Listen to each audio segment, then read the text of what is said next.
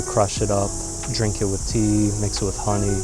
On them, they also produce like these little fruits, kind of like peppercorn.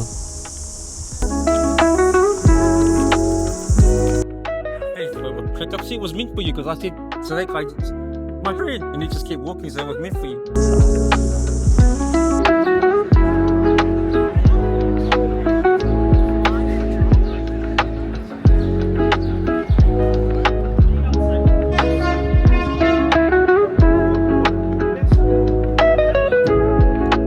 Like it. There's a few things. I just got it, so there's a few.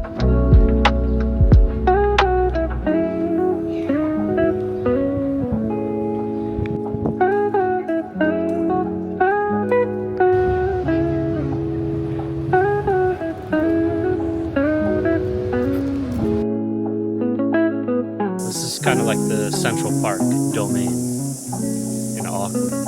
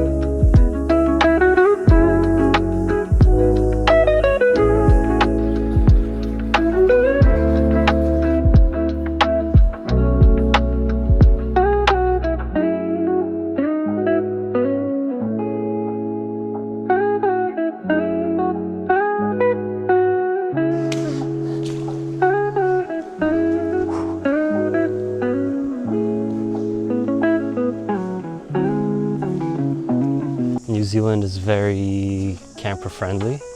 Waipu Caves no exception. So if you do want car or camper or whatever, they do allow you to stay here overnight one night.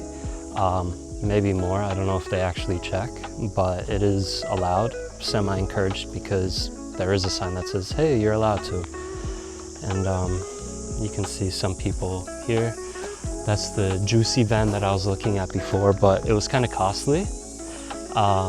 So instead went for the Mitsubishi's tiny crossover thingy, which $800 US, like 1,400 New Zealand for 31 days ain't bad. So now it's like 6:30, 7 o'clock, and some people are coming and setting up. So they just got here, they just set up theirs. And then of course, the juicy van. There's a bathroom, just no fires allowed. Time to go to a waterfall. Piroa Falls, which is close to the glowworm caves, but I feel like I could show it better with the drone. So drone mode,